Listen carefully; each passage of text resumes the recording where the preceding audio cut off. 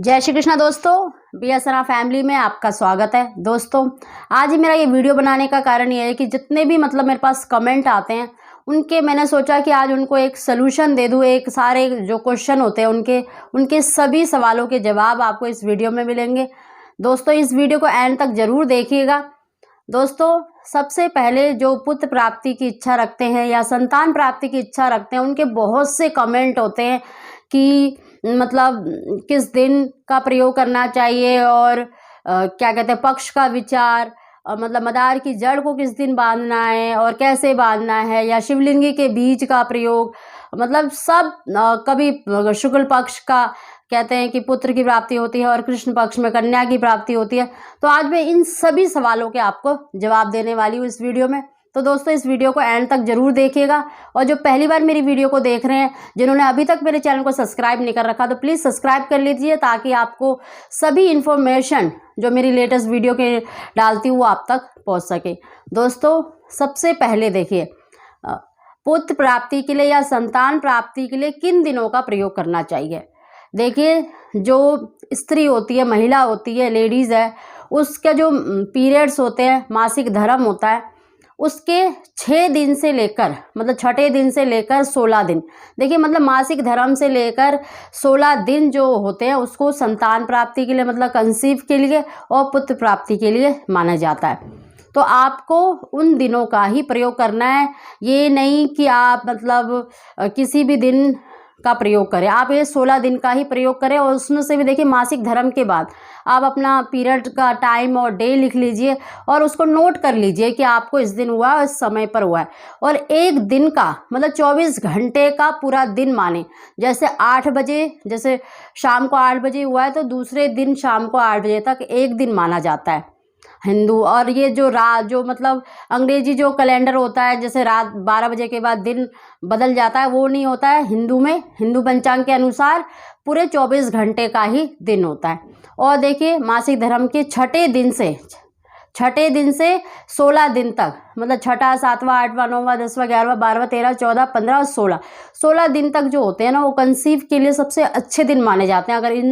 अगर आप ट्राई करते हैं तो आपको संतान की प्राप्ति अवश्य होती है।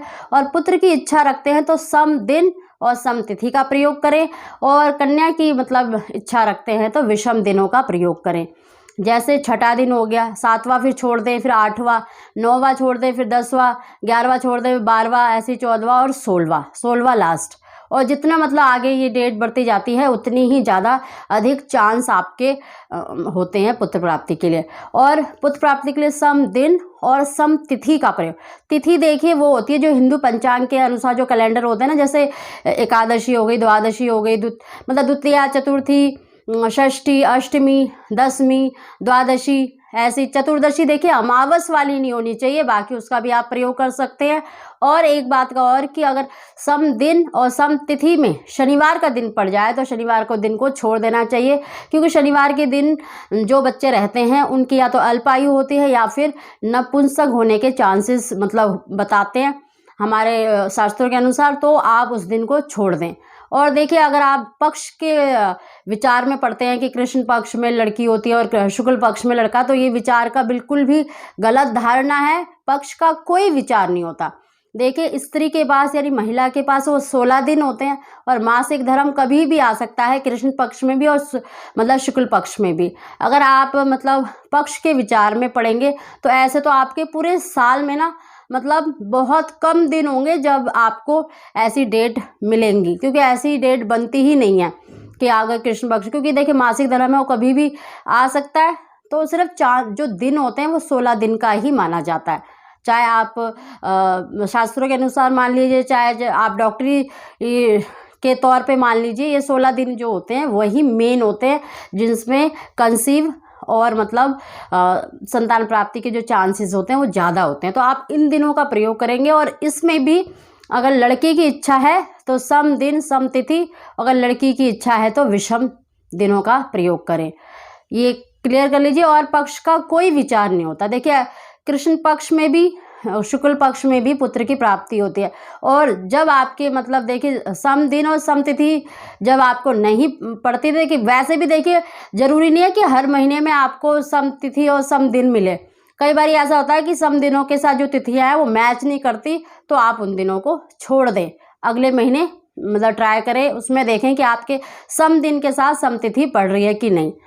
और दोस्तों इसके अलावा शिवलिंगी के बीज का प्रयोग, देखिए उसका मैंने पहले भी प्रयोग बताया है कि जो शिवलिंगी के बीज का प्रयोग होता है उससे क्या होता है, एक तो पुत्र प्राप्ति के चांसेस बहुत ज़्यादा होते हैं, और जिनको बिल्कुल कंसीव नहीं हो रहा या जिनके मतलब गर्भपात होता रहता है तो उसके लिए बहुत ही मतलब यूज़फुल है, क्योंकि ये सारी आयुर्वेदिक मतलब दवाइयाँ हैं। एक तो शिवलिंगी के बीज के साथ आपको देखिए पुत्र जीवक, लक्ष्मणा बूटी, नाग केसर और इसके साथ अपने मतलब स्वाद के अनुसार मिश्री मिला के आपको एक पाउडर बनाना है, एक जड़ी बनानी है, जिससे आपको पुत्र प्राप्ति की इच्छा है तो आप बछड़े वाली गाय के साथ मतलब दूध ले, नहीं सिर्फ संतान प्राप्ति के लिए करना चाहते हैं तो आप किसी भी गाय के दूध का सेवन, और मतलब गाय का जो दूध होता है वो ज़्यादा मतलब प्रोटीन और अच्छा होता है हेल्थ के लिए, तो आप ज़्यादा से ज़्यादा दूध का प्रयोग करें उन दिनों में जब आप मतलब दवाइयाँ ये जड़ी ले रहे होते हैं इस चीज़ का। और जो मदार की जड़ का होता है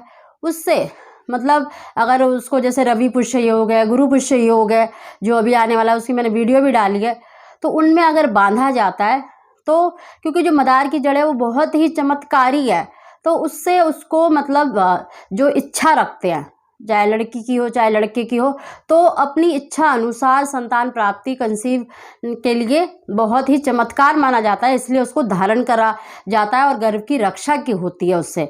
और 3 महीने तक मतलब आप कोशिश करें कि जो तामसिक भोजन है, नॉनवेज वगैरह ना खाएं तो बहुत ही अच्छा है, और गर्म चीज़ों का भी सेवन ना करें। जब आप चाहे शिवलिंगी के बीज ले रहे हो चाहे आप मदार की जड़ आपने बांध रखी हो, तो आप तामसिक भोजनों का मतलब थोड़ा सा परहेज करें। और दोस्तों आप ज़्यादा मतलब वहम में ना पड़े पक्ष के विचार में और किन दिनों में कृष्ण पक्ष शुक्ल पक्ष, क्योंकि सिर्फ जो महिला होती है, स्त्री होती है, उसके पास 16 दिन होते हैं।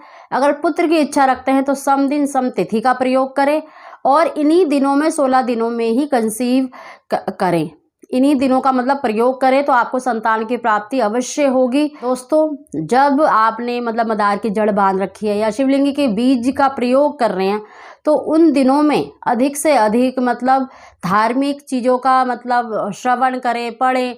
उससे क्या होगा कि आपके बच्चे में भी मतलब अच्छे संस्कार आएंगे और जो आपकी इच्छा है वैसी ही संतान की प्राप्ति होगी।